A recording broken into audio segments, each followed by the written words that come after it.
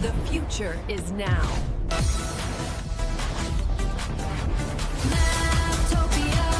Mafftopia, save with crypto too.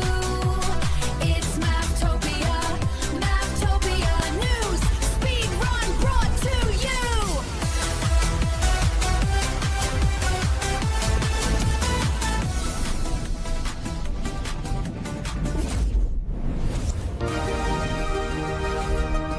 Fascinating science news.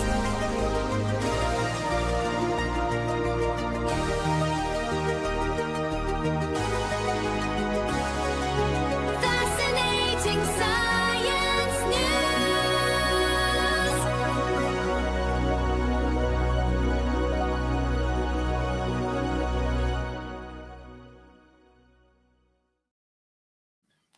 Hello, hello. Welcome. We've got a very special guest today. Shall I just really embarrass you? So it's an extra special guest. Yeah. My name is Maff, and with me today is my friend and co-host Save with Crypto, and Save's daughter, Mad with Crypto. I'm mad with crypto, yeah. Mad with crypto, yeah. But better than spend with crypto. I actually wondered if it might have. But yeah, so this show today. So essentially, I've got a script here. I was going to read that. AI isn't just generating content; it's generating controversy. Quite like that. So yeah, welcome to Maff. Oh, I did that. Welcome to Mafftopia. My name is Maff. Blah blah blah blah blah blah blah. So hello, Save. Hello there. How you doing? Hello. Yeah, good. Yeah. Are you? Oh, I can't read that out. It's too corny. Sorry. Are you savouring today's topic? Sorry. Yes. I'm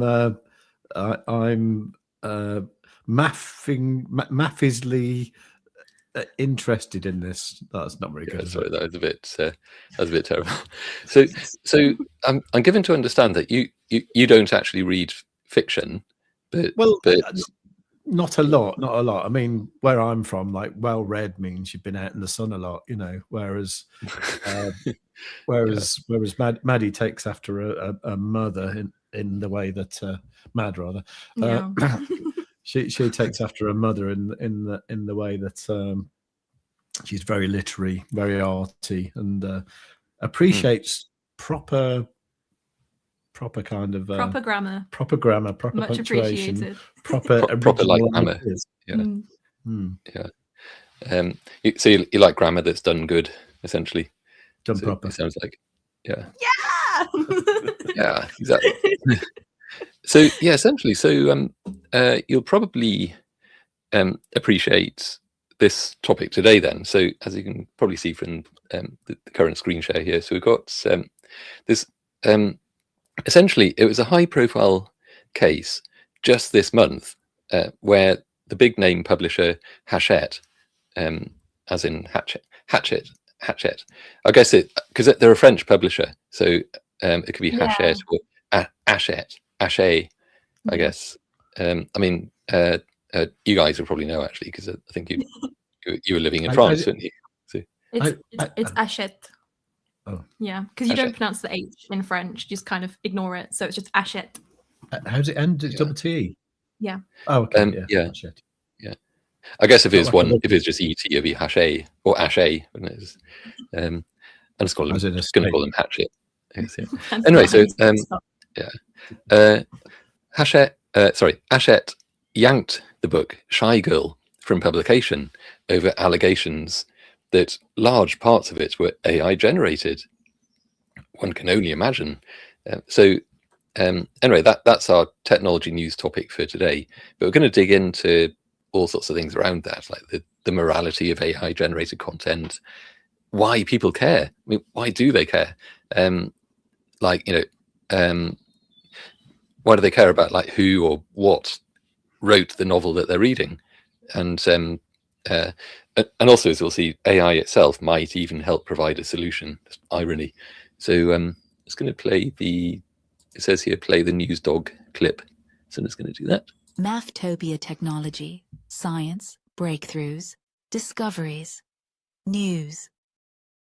it doesn't actually hide us when it does that. I'll might have to change that one a bit. Yeah. So also, but before we dive in, please do like the video and subscribe. And if you watch sort of massive helicopter, it's like a is it not a Nimrod? What are the big ones? Are the two big? Oh, it's not a Cherokee, is it? Say Tomahawk. Thingy. Anyways, one of those. It's flying past. I think. It may have gone there. Let me open the window again so I can breathe. So, yeah, if you're watching live right now, it's a Chinook. Chinook. Thank you. Chinook. It is a Chinook. Yeah. Do put a comment in the chat because sorry, so in French would that be the chat? I'd love to know. I'd love to know what. It's a little bit rude if you pronounce it. Yeah, that's a different thing. Yeah. Isn't that just a cat? Yeah, Anyway. but it's you're specifically talking about the female cat. Okay. Yeah. Yeah. So Which is a similar thing to the English word for a little cute cat. You're not getting it, are you? I am. I'm just thinking like, should I comment? Yeah. Anyway, leave a comment in the chat. I'd love to know what you think about this whole thing. And it says here, I shouldn't be reading this out. I'm like an AI taking instructions, but show shy girl cover image, the first infographic. Let me bring that up. It's not really an infographic. Here we go. It's on the screen anyway, all those things. But I'll just hit that. So, yeah. So what's up with this then? So Shy Girl is basically a feminist horror novel that was self-published last year. And it seems to be a kind of ultra-violent and it's a bit nasty. It's femgore, apparently. I mean, I'm not judging, you know, horror is often kind of fun to read, you know, it's good, but or watch or whatever. Not certain types. I think when it gets too gory, it's just like, well, what are they doing? You know, because you're actually feeding a brain with that, and you're kind of becoming a lot of the. It's like you are what you eat, isn't it? It's the same with your brain. Anyway, so yeah, so this kind of is a little bit on the nasty side. Sorry, that's meant to go. There we go. No, not that one. There. So that's her. That's the author. Mia. Oh my God, I've forgotten her name. She doesn't look real either.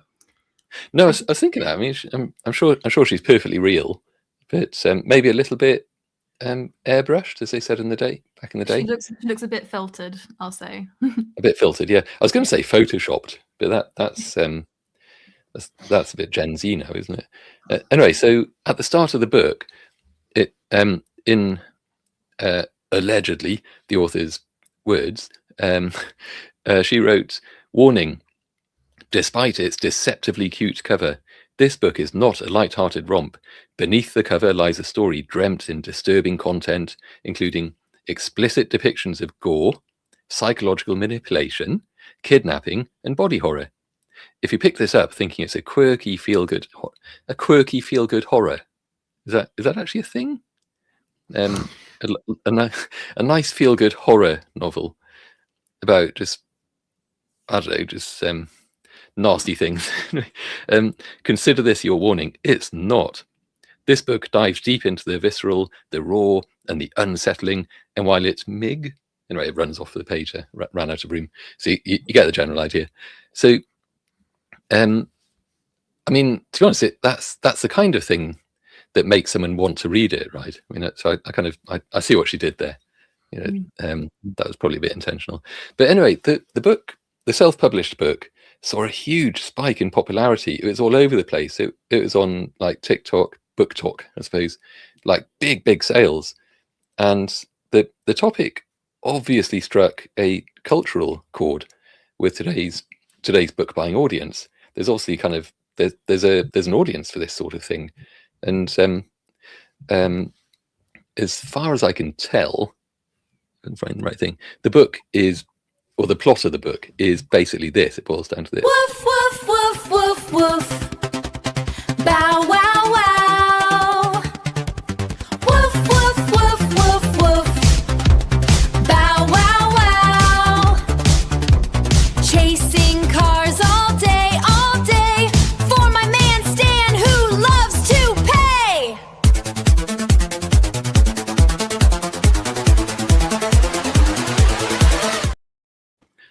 stop that. That goes on for quite a while. It's awful. I was thinking about how long can we stand that for? Yeah. So we got comments. Amazing. Oh, one of those from me. So I'll show that. Afternoon. Oh, hello, me. Welcome. And we've got Iad. Welcome back, sir. Welcome back. So glad to see you here. That you can make it.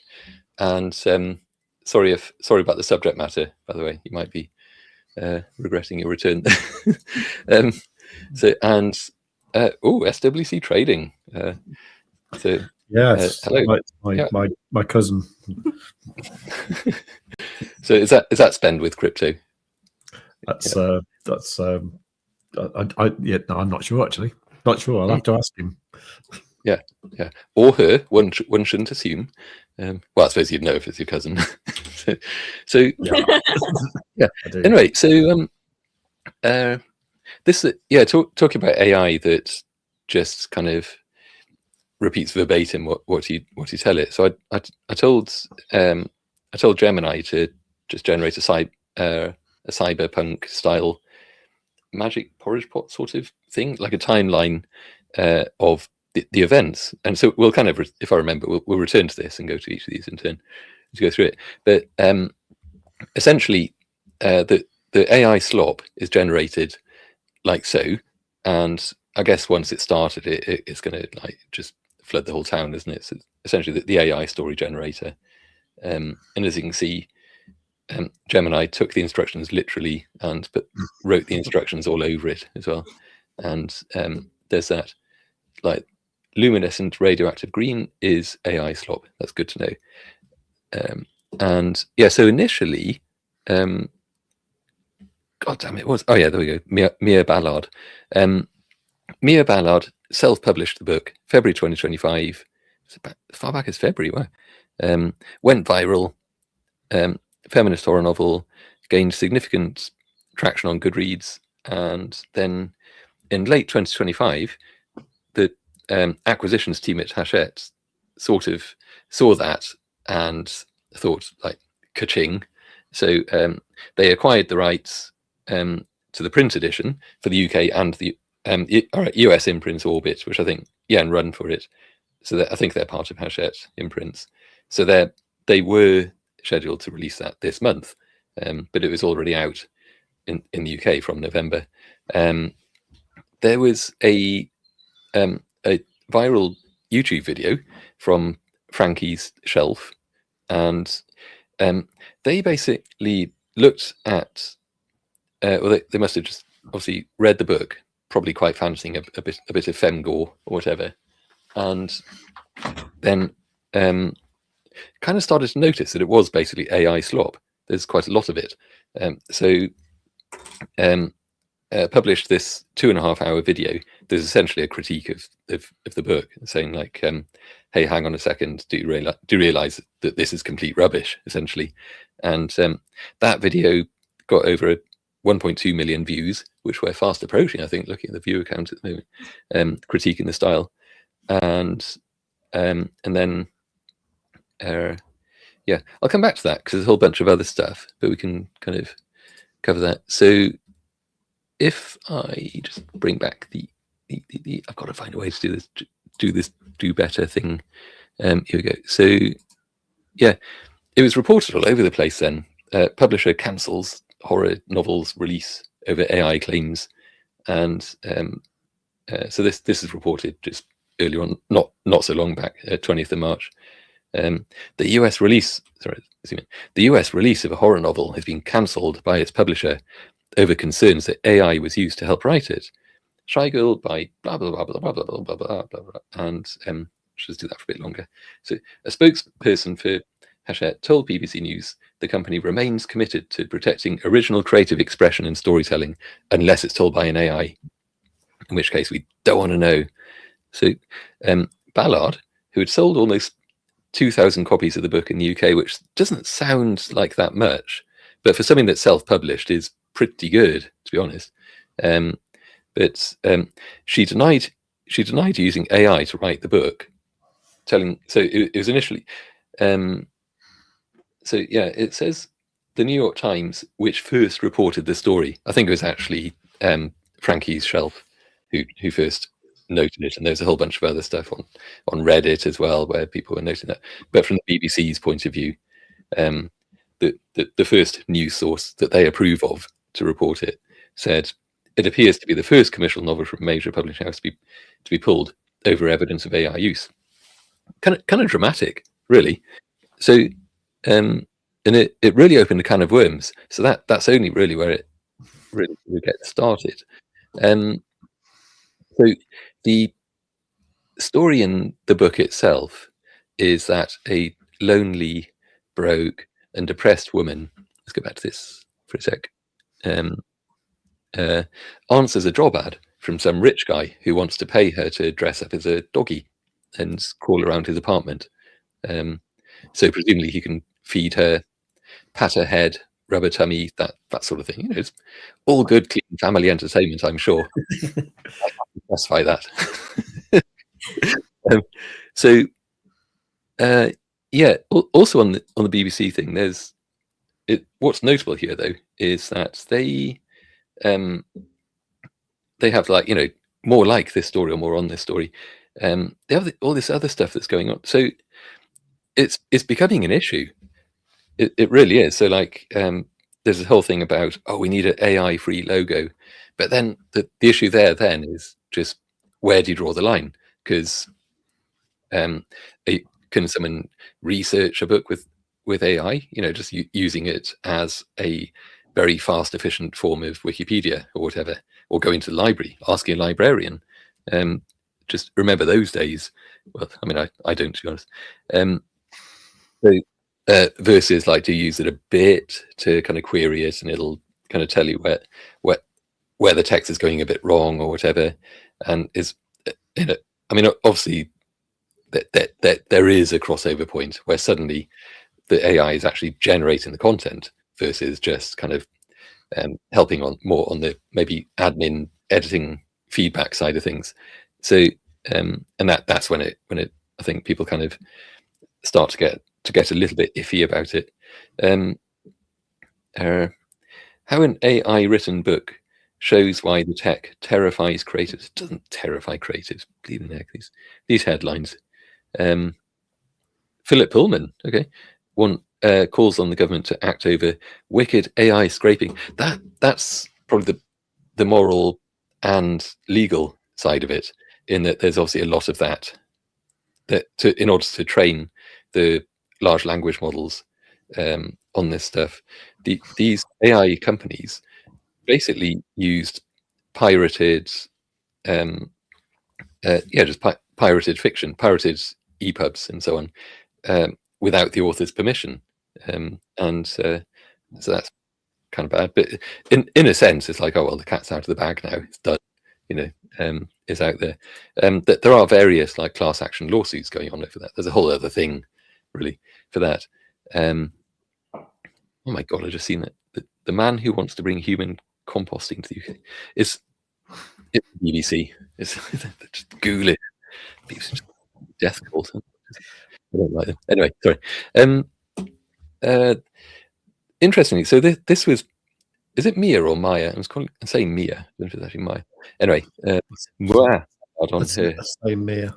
I'm not actually horrific feminine rage novel. Say again? I'm not actually convinced she exists anyway, to be honest, actually. There's a few things about it that aren't making sense. One or two. Yeah. Yeah.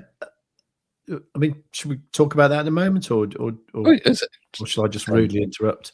No, do it. Yeah. Okay. For a start, we keep talking about it's self-published, right? So who was taking it off the shelves, or? Yeah. Okay. I think. Yeah. So let's back up a bit, because I'm actually really glad you mentioned that. So what happened? Hachette as well. Yeah. Let me bring up the timeline, because I kind of whizzed over that a bit too quickly, I think. So Feb 2025, Mia Ballard self-published Shy Girl, the novel, right. And it wasn't actually her first novel to self-publish, but this one seems to gain significant traction. then because it gained such a lot of traction, Hachette then bought the rights to it. It sort of went in and said, like, oh, hey, it's a bit like 50 Shades of Grey and all that kind of rubbish. They essentially just, that was selling extremely well, a bit more than 2,000 copies as well. So that was picked up by a traditional mainstream publisher, and so it's the same sort of thing. They kind of spot these kind of self-publishing phenomena when they happen, and just dive in at that point.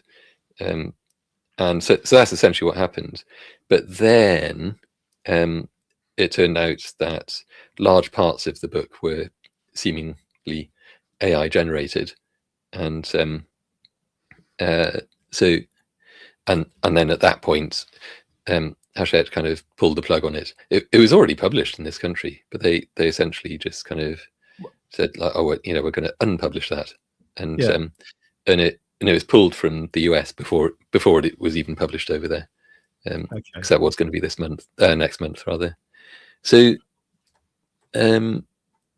essentially, let's see. Actually, let's bring up.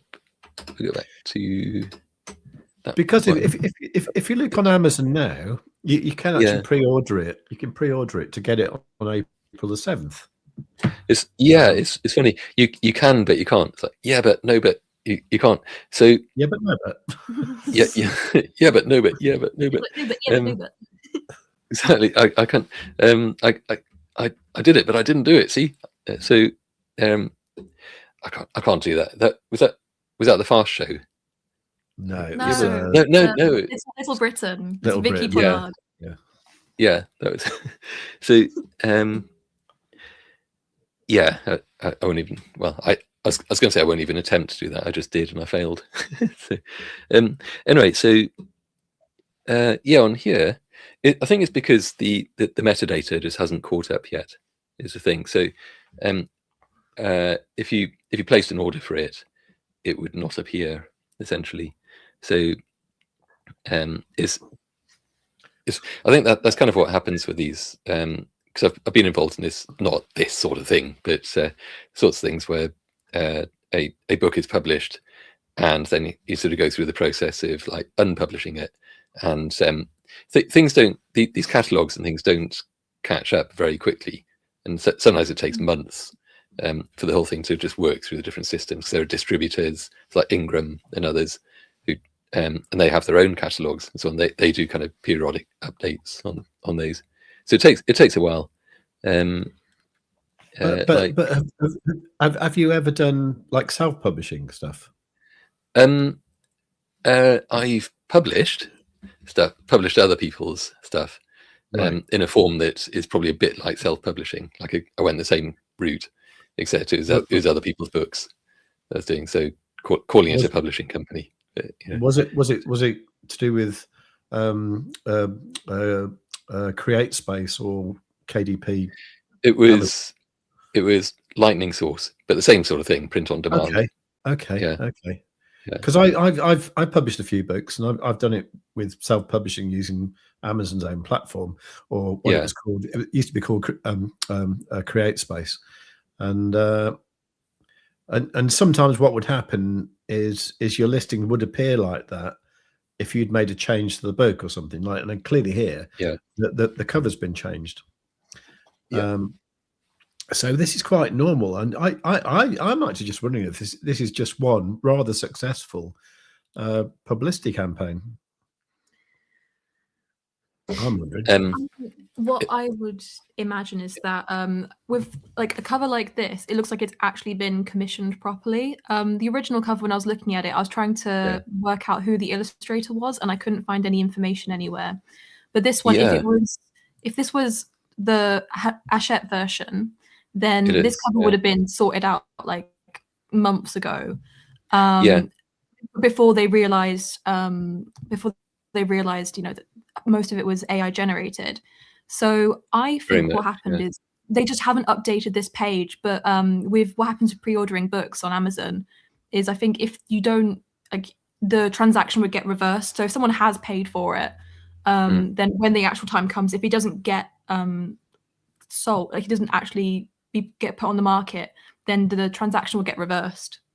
Yeah, very much. It's not like Kickstarter, is it? Something like that, or Indiegogo, where like you kind of take the risk, and if the thing never gets released, then you just lose your money. It's different on something like Amazon, definitely, where you do, like you say, you do get the refund, and that cover does look, it's a proper cover. Excuse me, it's a proper cover, isn't it?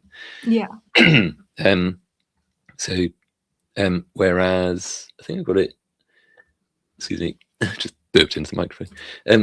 Sorry, that one. That's I think that was a self-published one, and interestingly, she kind of nicked the artwork, because you're saying that you were searching for it now, but it turned out, so it was actually a copyrighted image, copyrighted excuse me, painting that an established artist had done, and that came up as well. So that was another controversy in that so it's a copyrighted picture used without the artist's impression. I mean, apparently they have settled that now. The artist actually contacted her and said, "Excuse me, what's going on here?" And as it turned out, the artist probably did quite well out of it, just eventually, but they had to kind of chase it, you know. But it's kind of that, in fact, that it will triggered a closer look at the book itself. Like, so there was Frankie's Shelf, obviously, with a 2.5-hour video on YouTube, which seriously picked apart why this is clearly AI produced. But it was all a bit triggered from the controversy with the cover.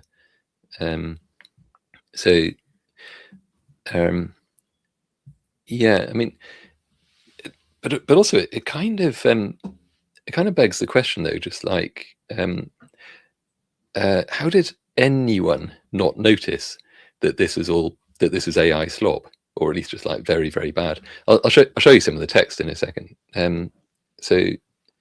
Because basically, Mia Ballard still strenuously denies that she had like AI involvement in this. So saying words to the effect of there's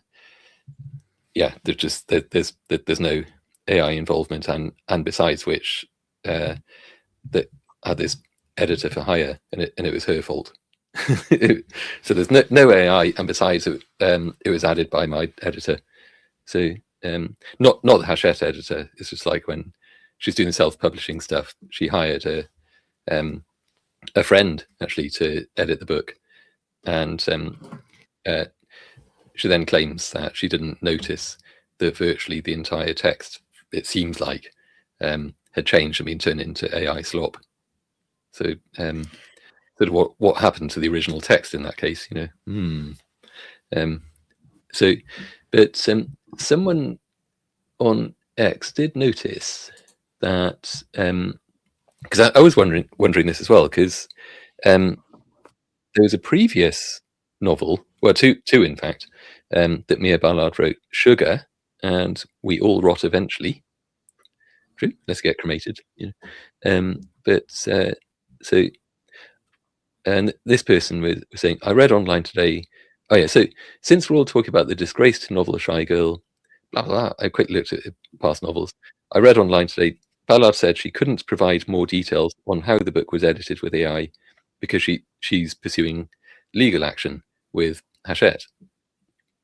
So, girl, you are gonna lose, this person says. And then so basically, Pangram is this service that can be used to kind of detect if AI seems to be used, because it picks up on the sort of AI fingerprinting that just covers these things quite a bit. So I'll show you a bit of that. So I think this may have been for Sugar, I'm not sure, but like one of her other novels, The Plan to Kill Dean.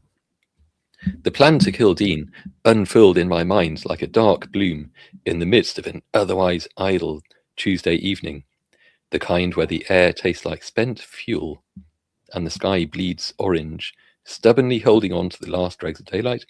It was a whim, really, until it wasn't. Until it became the kind of necessity that gnaws at you, a secret you nurture. It's word salad. It's word salad. Yeah. So in the darkest recesses of your heart, the revelation came shattered into a million shards of betrayal over plates of meticulously arranged sushi at our usual spot. The one with the dim lighting. The one with the dim wait staff. And who knew not to ask for our orders because we had settled into the kind of comfort. Oh my God. People read this crap. Just so it's all right. I'm gonna try and it's terrible. Hey, on the plus side, it just shows that anyone can get published. It's true. Yeah. All you have to do is write femgore, and just Bob's your uncle. Hachette will come a calling, and want to publish your novel. Make sure it goes viral on TikTok. It seems that's the trick, isn't it? Yeah. So essentially, I mean, trying to be charitable about the book. So the adjective rich prose style, and adverbs as well, because that's another thing. It seems like virtually every noun has an adjective and every verb has an adverb, and that there are other things like I don't think it so much shows up on here, but groups of three things that AI written text always tends to just kind of group three things, and there's a lot of like this isn't just blah, it's blah,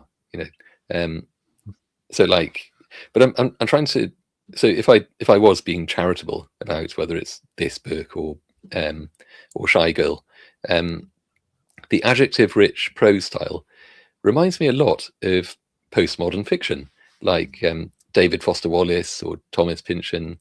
It's maximalist, as in like it just throws everything it's got into every sentence, and or as an AI would have it, this is no longer minimalist, this is maximalist. So I thought maybe we could do a quick comparison on that. I think it's I actually really. I bought that today. Infinite Jest. I'm gonna read that. I'm going in. It's and also there's a tacit admission there that I haven't read it yet. So I think the writing style is really, really reminiscent of fan fiction, which, I mean, you can access like fan fiction, like you don't have to pay for anything. So I would imagine that a lot of these like large language, language large language models, those ones. I think a lot of those probably were trained on just various pieces of writing on the internet and fan fiction, and because it sounds so similar to it. And while there are some amazing fan fiction authors out there, there's also some very young, inexperienced, or just not very, they're still working on their craft. Writers. They're at the start of their journey. You could put it that way. Exactly. Yeah. But you can. One of the first things that I learned in my creative writing course at uni was to use as little. Why use many word when a few word do trick? Basically, is that you just need to pick the right word, and that's all you need. You don't need to have a million different ways of saying that someone was, I don't know, pretty or something. You need to find the correct word and use it. And brevity is the soul of wit. It's true. Yeah. Less is more. Or I should say, it's very true. Yeah. So yeah, that's totally a thing. I do rather agree with that. So what I thought we might actually do is do a quick comparison, because I mentioned David Foster Wallace, who's obviously very, very sort of postmodern, and I wanted to compare the. Sorry, she put a quote from Sylvia Plath, or Sylvia Plath, even at the start. how dare she? How could she? Yes. I'm terrified by this dark thing that sleeps in me. All day I feel its soft feathery turnings, its malignity. That's actually beautiful.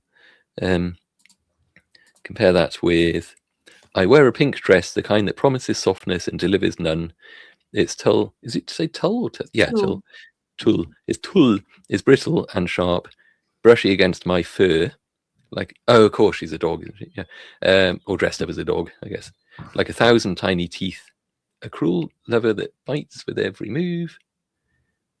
And I think yeah, and so on. So I wanted to compare that with. Sorry, this is probably microscopic text. And is that going to let me zoom? Zoom. Where the zoom button? Is it? No, you're not allowed to zoom. Yeah. Okay. Please let me zoom. That's rubbish. Sorry. Why let me zoom? Is it? Oh, is it on a mode? It can't I just say like, you appear to be trying to zoom in. Oh well. I have to squint. I think so. Apologies there. So, Infinite Jest, David Foster Wallace is so he's a maximalist author very much, but there's definitely a way to do that with skill where it comes across, and you do find that what he's actually doing is packing in a lot of information into relatively few words. It just seems like there's a lot of words, because as you saw, there are a lot of words in that book. I am seated in an office, surrounded by heads and bodies. My posture is consciously congruent to the shape of my hard chair. You see, like consciously congruent almost seems amateurish, like you could imagine someone writing that and then picking them up on that, saying that bit amateurish, yeah, but it's so good. Yeah, he knows when and when not to do that sort of thing, and I think that's fundamentally what's missing from AI generated text at the moment. It's just this sort of it's a generative, like which word is going to be the most likely one to put into the to appear next, and so it'll just do that until it's got a book length salad of words, So my foster conscious, this is a cold room in university administration, wood walled, Remington hung, double windowed against the November heat, insulated from administrative sounds by the reception area outside, at which Uncle Charles, Mr. DeLint, and I were lately received. I'm in here, and so on. It's just, it's actually brilliant, to be honest. Yeah. So I fully intend to read it and not to bounce off the first 100 pages or so, because I think it's about 1,000 pages or something. So compared to this, which we might also call maximalist, the ache, oh God, the ache is low and rhythmic, a second heartbeat in my ribs, steady and insistent, the kind of pain you get used to until it becomes part of you. Then the door bursts open and he enters like a storm, dragging his knuckles with a sour stink of liquor behind him, his presence filling the room. That was already covered, and turning the pastel air brittle. In his hands is a cake, gleaming, pink frosting too smooth, plastic dipped in sugar. So one of the things that was picked up on was like something that belongs on a screen. That could just be like a what are we on now, like Gen Z or whatever. That's is essentially, because like images belong on a screen, photos belong on a screen, rather than like on a Polaroid or something. But equally, an AI would probably see images as being something on a screen as well, because it's just kind of they live in the screen. So anyway, yeah, I mean, it's just, it goes on and on. Yeah. Yeah. The dress scrapes, the bows pull, the bruises pulse beneath my fur, matching the rhythm. I don't know, it's probably okay, to be honest. I'm trying to give it a bad vibe, but it's actually not that bad. But anyway, yeah. It's that she's using so many similes, and she's comparing. She's saying a lot without saying anything. You know, Yes. Yeah. you know, whereas the other piece of writing that you showed, like Yeah. there's a lot of words happening, there's a lot being said, but it's all to create a scene and to create like to evoke an emotion, and it's all clearly intentional. Whereas the issue here is that she keeps basically saying the same thing over and over again with different words, and she's not building on what she's already written. So someone who's not really in control of their craft is the thing. It just kind of, it gives the impression of someone who doesn't really have a lot to say. Because I mean, this could be a really interesting premise for a book. It could, you know, like I haven't read the book. I did a bit of homework, but but it's just. I haven't read it either, funnily enough. Yeah. Not really my thing.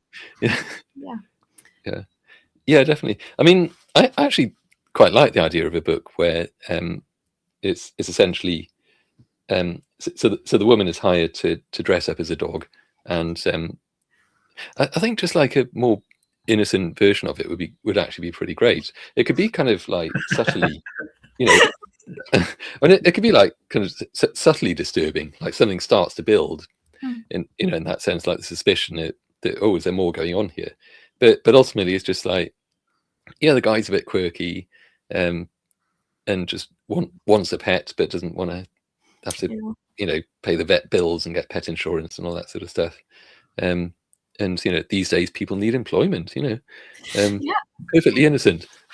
I mean, a broke, depressed young woman. I mean, if I'm getting paid to be a dog, you know, woof woof. Exactly.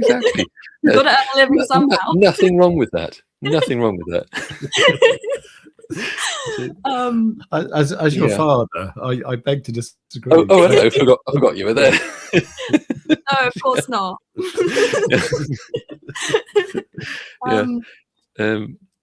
So essentially, there is all this sort of stuff though that so like Pangram, as I was saying, it really kind of picks up on these very like telltale signs. So yes, it's very much bad writing. It's just bad writing, but it's also bad writing that's very obviously written badly by an AI.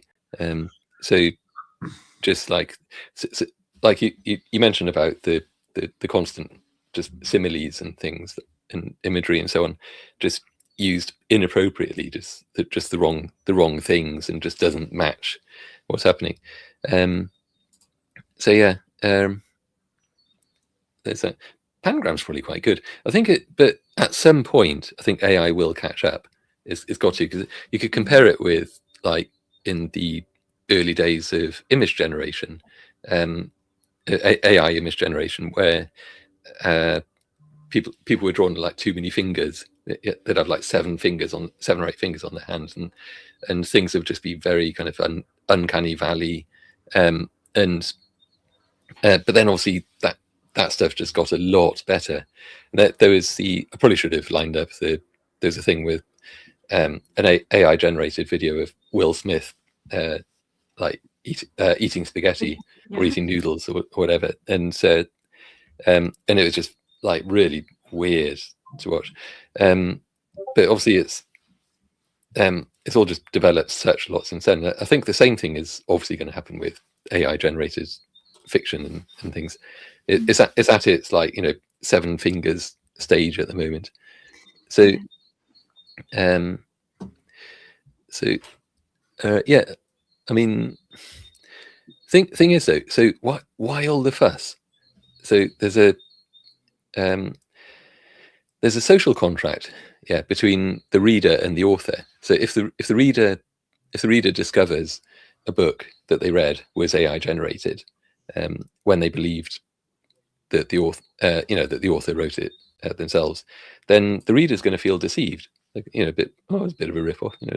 But it's not just a rip-off. It's just like it's much more personal than that. So hence a large part of the negative reaction that we see from these things. So anytime when I read fiction, because I do a bit of that on the side as well, but it always feels like I'm having when I read fiction, I've got them in the wrong order. So when I'm reading, it feels like I'm having a conversation with the author, and then when I write fiction, at the times when I do, you know, I definitely feel like it's a conversation with the reader, or readers, hopefully, hopefully plural. So writing, in other words, is a form of communication, and so is reading. So for me, at least, it's a story that's been written by an AI is just seriously missing the point. It's I mean, it might be different for others. I don't know. So they might want. Some people might prefer the more sterile kind of, vending machine version. Like, give me a Coke and a bag of Monster Munch. I don't know, just certainly here's your beverage inspired Monster Munch story or whatever. Because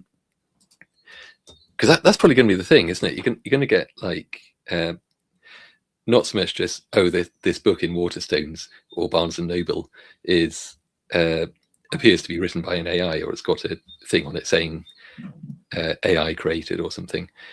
But it's also going to be like, just go to ChatGPT or Gemini, Grok or whatever, and say like, oh yeah, tell me a decent. Can you just crank out a novel? I want it to have the following things: elements of this and that.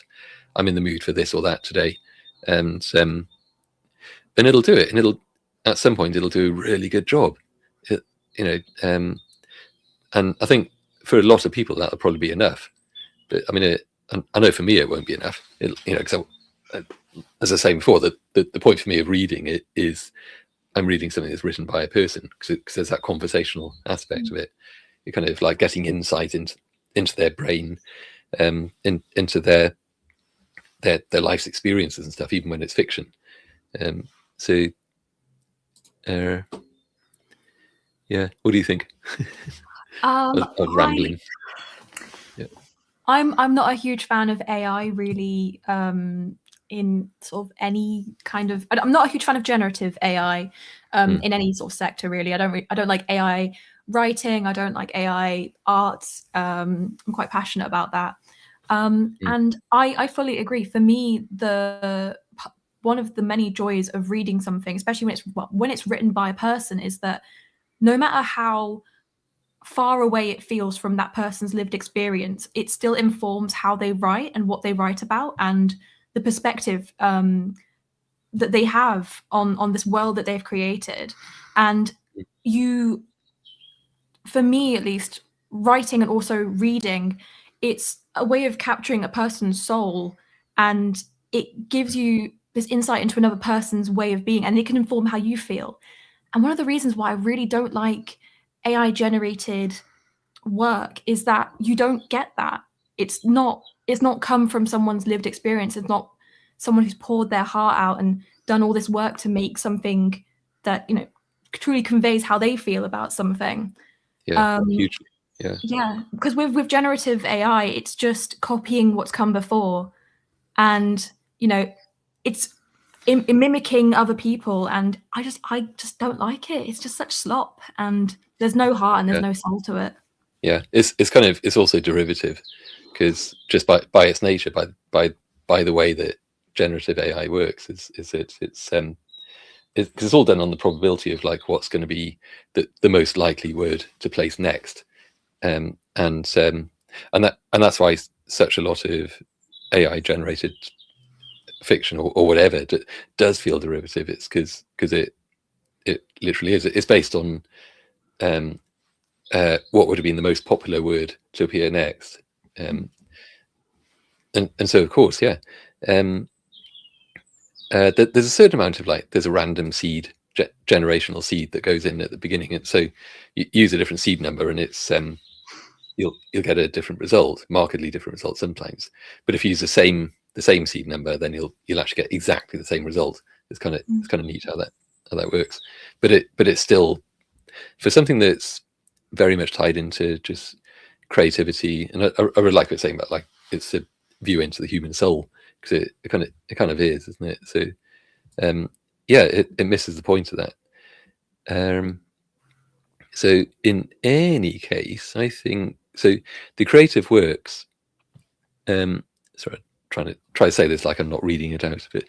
The creative works could do with an industry standard disclosure, like on the back cover, a bit like ingredients lists on food packaging, that sort of thing. So like just saying that this entire text is AI generated, or AI was used in the following, to the extent that people care.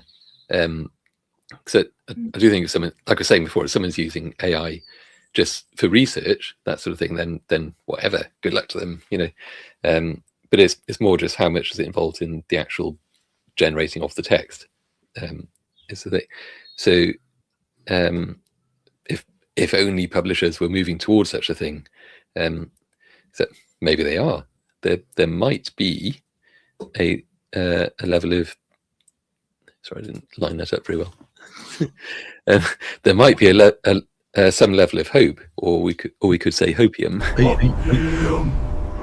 Are you showing something on the screen? I can still see the.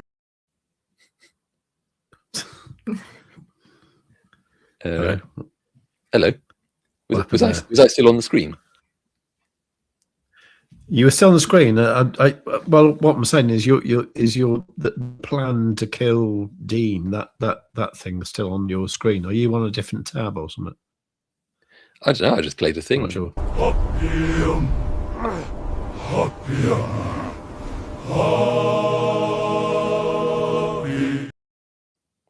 Yeah. I see what you mean. So the plan to kill Dean is still active.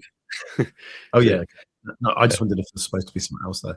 I know. My actual thing about this is I think she's going to go ahead and just publish it herself anyway. Like she probably will, because originally. Yeah, and then, I can't see why not. Because why not? It's where she started. There's nobody to stop her. Yeah, there's nobody to stop her. It just means you don't make quite as much money if you don't. Yeah, definitely. She'll obviously go back to that. Go on. We've got a delay, haven't we? Which is a bit annoying. That's why we're talking over each other. Right. Okay, so so if she's she can go back to self-publishing now, because everyone's talking about it. We're talking about it here, and so there's no reason why she can't do that. And then people are going to buy it anyway, because they think, oh, actually, that sounds like quite a good fun novel about a girl dressed up as a dog who's probably going to get tortured. Well, or also they're intrigued and they want to see for themselves how if it's written with AI, how is it? Yeah, they want to see how bad it is. And actually, so she's probably going to sell it all. It's probably going to sell okay, actually, And I just wonder how much of this was all a big publicity thing. I honestly think I know exactly where you're coming from with that, but I honestly think that and maybe this is naive, I don't know, but I honestly think that none of it was.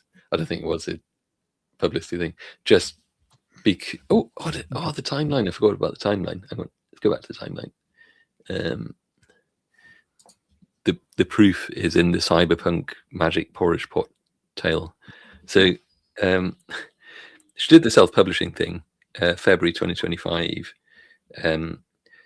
Hachette acquired that late 2025, and it was actually, so I think they published that in the UK in November 2025, and then it was like January 19th that the Frankie Shelf video came out that was just kind of point out, oh, this is obviously AI slop, and yet that went viral. I think it kind of forced Hachette to kind of revisit that somewhat, and especially as it was then being picked up elsewhere on Reddit and all over TikTok and YouTube and so on, and and Goodreads as well. So, and then it started to be reported, like the New York Times actually contacted Hachette with the evidence. So that was what happened. So greater than 78% AI generated text. Wow. So, but yeah, I do suspect as well that she'll end up doing very well after this in any case. because there is that curiosity level now. People will go and just read that. Just so what was that all about? All about then? And I was interested enough to read the first paragraph. I sort of kind of struggled with it. I just couldn't get past it. But that was more to do with the quality of the writing, I think. So, I don't know. Yeah. So, I think at the moment, because she's got this legal case going on with Hachette, then that's she probably won't be able to do anything until that's all resolved, or until she decides to step down from that and just because I think I don't know, suing Hachette doesn't seem like a great idea. Those just kind of own your mistake, I think is the thing. I think what strikes me the most about this is that even though her writing isn't brilliant, she's done a really good job of generating hype around this book. Because the whole sort of the premise, it would really appeal to like the dark romance subgenre, which is a huge kind of community of people in I think romance and fiction and all that.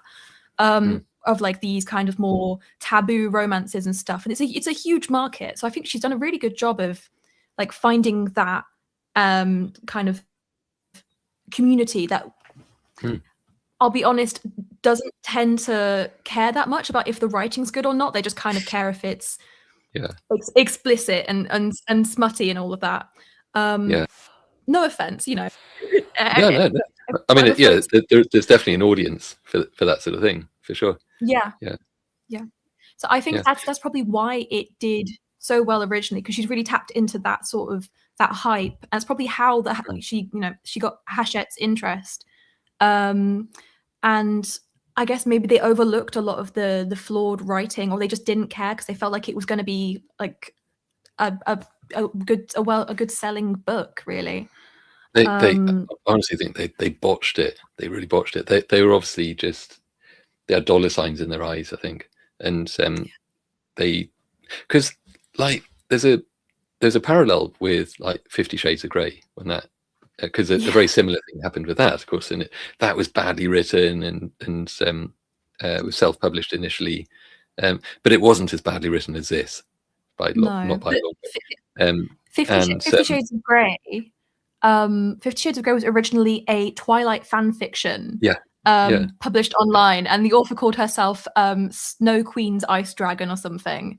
And so then when it was getting published properly, she had to go around and like change all the names and stuff and like reimagine it and stuff. But it's a very kind of similar situation to that. Yeah, there's a big difference. I mean, putting the AI to one side, I mean, the big difference was that was that Hachette again? I can't remember, but they when they picked the book up, or the trilogy, I suppose, they edited it from the original. So they did assign an editorial team to just like polish up the text and just make it a bit more presentable before actually putting it out as their thing. So clearly here that didn't happen.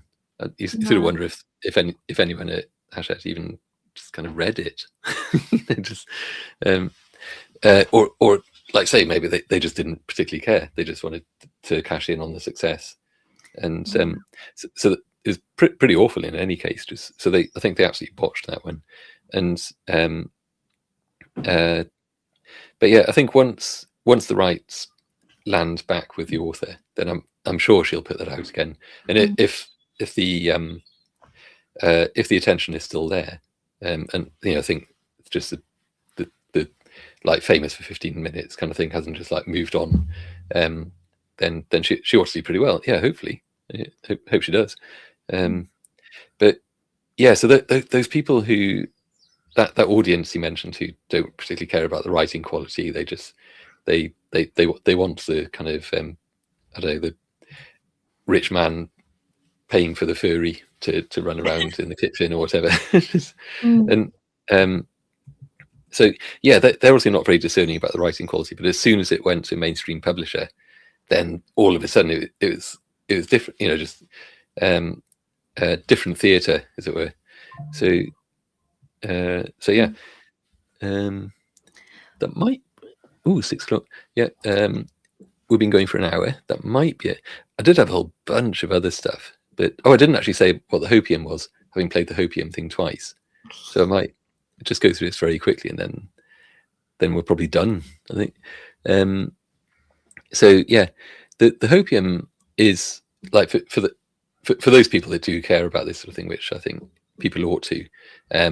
So in order to just be able to tell what's been AI generated in terms of some like fiction you want to read and what isn't, and obviously we've gone through the reasons why that is important to a lot of people, and so the Authors Guild, I didn't find a link or whatever for that, but they've introduced a human authored logo, which book publishers, self-published authors, whatever, they can put that certification mark onto their book.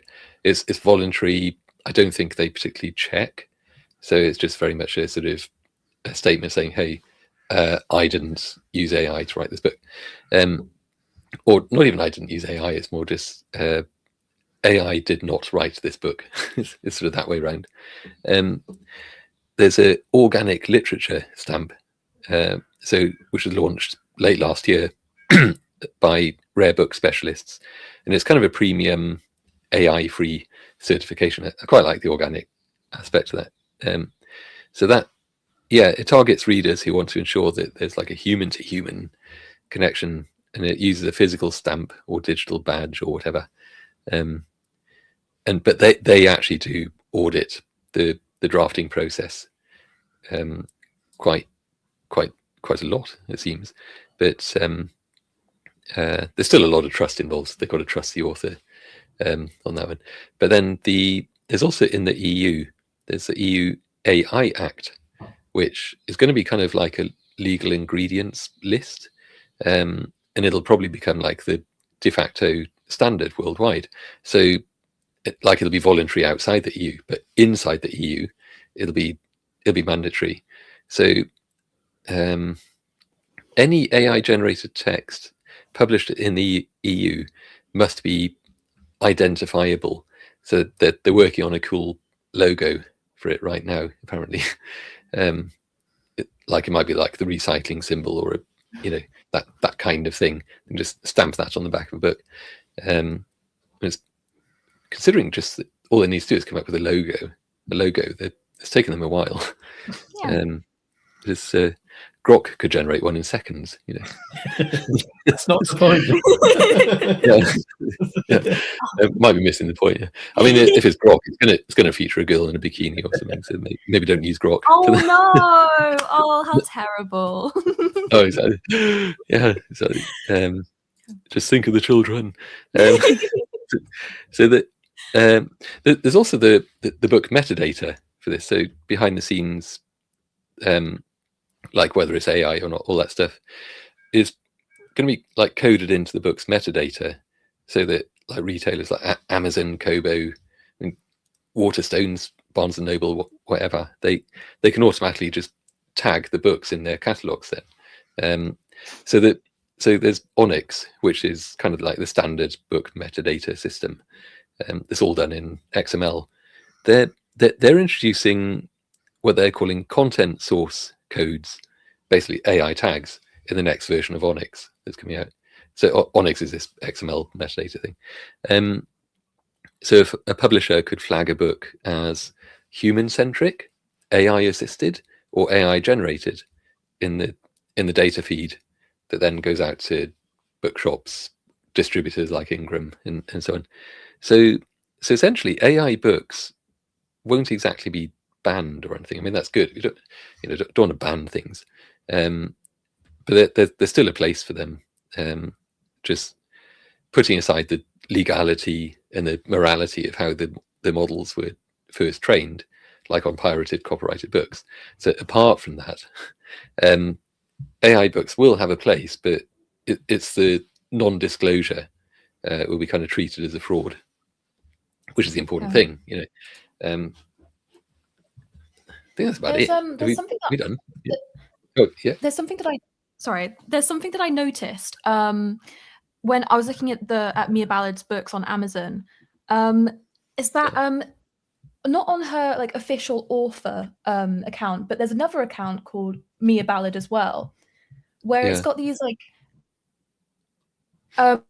coloring books and stuff.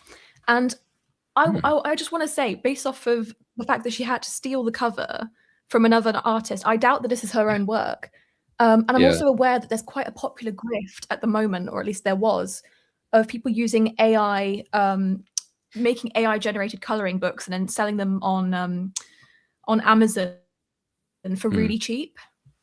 It's got the kind of like a bit of a get quick rich scheme. And obviously we don't know if that's actually the same Mia Ballard, but I think it's interesting that she claims that she didn't use AI at all, and that it was this person she got to edit her book that they were using AI.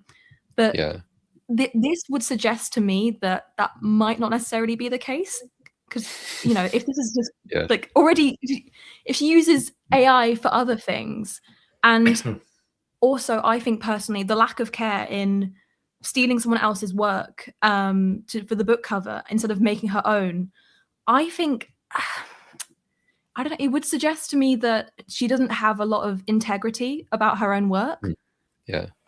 So I'm kind of inclined to agree, I think, because it's like how to put it. Well, I don't have to put it nicely, I suppose, but she afterwards came back with this whole thing about she can find her again. Where's she at? Oh, there she goes. She's a bit scary. I don't want to say anything to offend her, you know. I mean, whether that's actually a real image or not, I really don't know. But the whole thing with the deflecting the blame, it just seems to be like not really taking responsibility, to just blaming her kind of editor for hire, her friend. When what we saw of the text, it was obviously just like that throughout, and Pancram came up like specified like we reckon at least 76% AI generated, so that's what is detected, you know. So the original work, I just can't see how she would have just like, you know, either just not written it in the first place in that form, or not noticed that what came back from her editor had changed absolutely radically. Why would the editor do that anyway? So yeah, didn't really take responsibility for that. Just like it wasn't me, you know. It wasn't me. That there's no AI stuff done here, and besides, my editor did it, which doesn't make sense anyway. It doesn't make sense at all. I mean, as people who, you know, you write fiction, and I make art and I write stories. Like, we are so precious about our work, and you know, it's heartbreaking sometimes giving it to someone else to be like, hey, can you give me some criticism about this? So the idea that she would have let someone else have full control over her book, changing it, editing it and stuff, and she didn't even read through it and realize how much it had changed. It just suggests to me that she doesn't care. No, yeah, it's very lazy. Kind of, it's the impression probably, I get. Yeah, it's probably worth mentioning that one of the coloring books that Mad mentioned, it's called Construction Site Fun. It's on Amazon. It's been there since August 2023.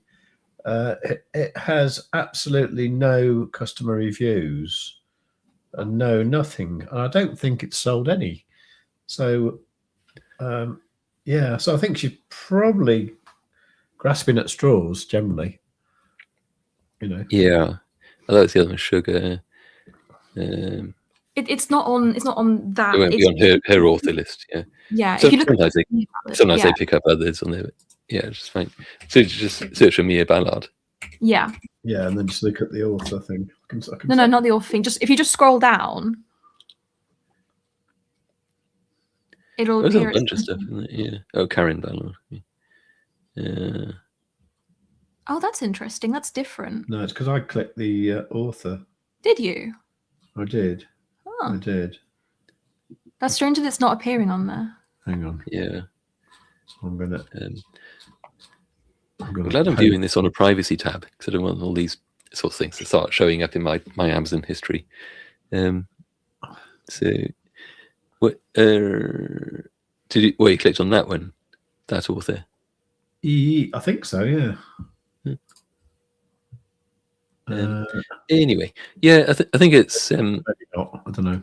I know the sort of thing you mean, where I suspect it.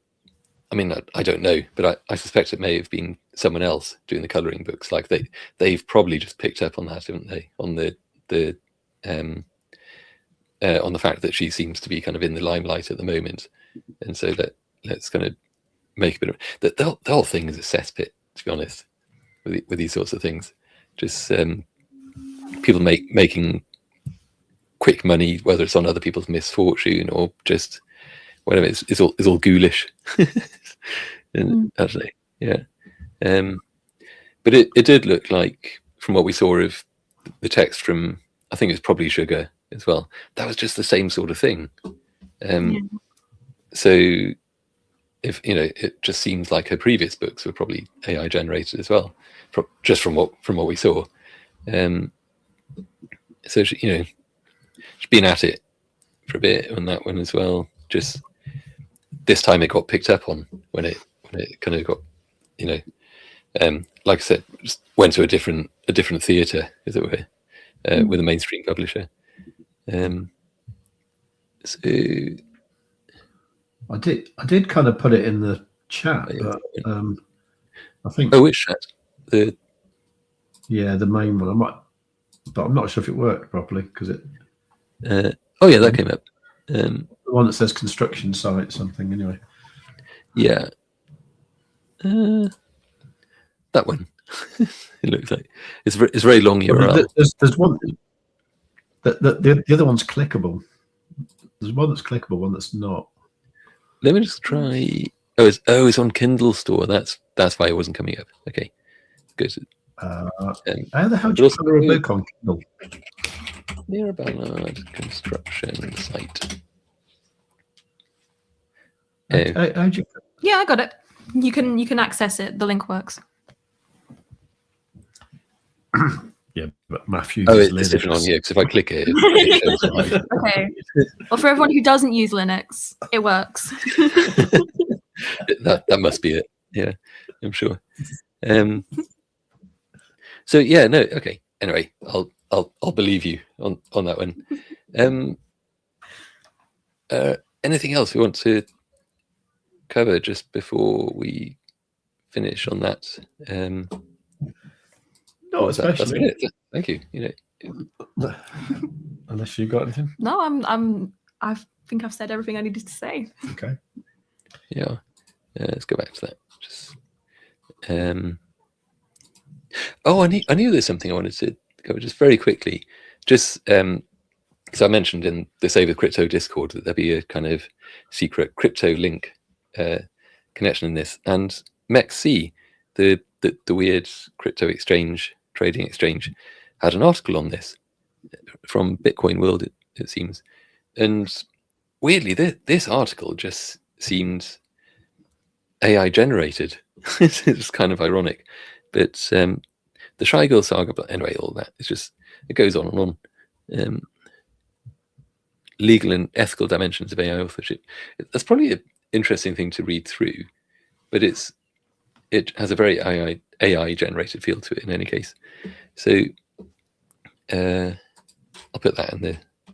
That was on MEXC. Yeah, I was a bit surprised. What the hell? Why? I don't know. Oh, no. Nothing makes sense anymore. That is the weirdest thing that's happened today. AI slop is taking over. Well, which is true. Yeah. I'm sure I'm right about some publicity thing, I'm just reading their headlines. Bitcoin cycle shows higher ranges past expansion. Yeah. Actually, are they? Yeah, actually, we'll probably cover that tomorrow. Actually, Maybe we should write a book called Quadzilla, and about some sort of mad reptile that goes around eating virgins or something, and just off the top of your head there. Why is that the kind of people who tend to use crypto? Possibly, yeah, or yes, that's absolutely right. And then we get it to feature on like MEXC, and then everyone thinks, oh, that's the name of an indicator as well. I must get it. Because that's how marketing works, isn't it? Well, it's how it's working for Mia Mallard. It's true. Yeah, you sort of think maybe Hachette should actually give her a job in the marketing department, because I think you're right. That was the thing that she did really well, that she was good at with all of that. She just needs to stop suing them. As soon as she drops the lawsuit, they could give her a job. And she's even made her lips look like a mallard as well. Mia Mallard. Be a mallard. Oh, that's her there, actually. Yeah, there you go. I think it's crazy that she managed to get her book published by a massive publishing house like Hachette, and they still haven't given her a proper like author photo. No, are you saying that's not a great photo? Is that what you're saying? That's not a professional photograph. No. Yeah, they could have done a bit better there, I'm sure. So, okay, I think we're probably about good to wrap this up, aren't we? So, sure. Thanks so much for coming along, both of you. So, I think you actually added a lot of kind of what's the word? Things, good things. So, thank you. It was lovely being here. Yeah. So that's about it then. So this aspect of AI technology. Oh yeah, this is where I'd now do a 10-minute outro. Just you thought we were finishing. This aspect of AI technology colliding with modern day culture is exactly what this channel is about, really. So we are going to dig into this topic some more, and a whole lot else like it, really. So do subscribe to the channel if you don't mind, so you don't miss that. So culture and technology, just one tends to drive the other, like back and forth, I guess.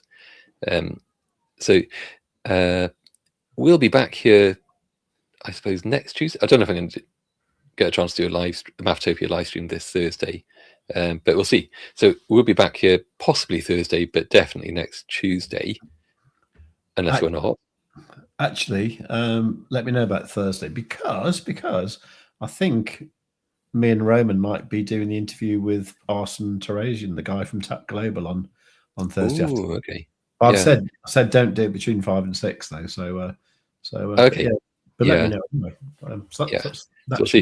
So basically, if you subscribe, then you'll find out if we do a live stream on Thursday or not. So so there'll be some of that. There'll be the usual science and technology stuff, and tomorrow we'll be live streaming on the Save with Crypto channel at midday UK BST, and also on X. So that'll be on X, YouTube, and not Rumble. So talking all things Bitcoin, crypto, maybe a bit of live trading with the Quadzilla indicator, which if you're a financial trader, you should probably check out. I highly recommend it. And oh god, there's more. Okay, just another 3 pages to go. Don't forget to subscribe, follow, like, comments, all that good stuff. And thanks again. Really appreciate that you coming along. So till next time, and I shall hit the end stream button. So bye. Bye.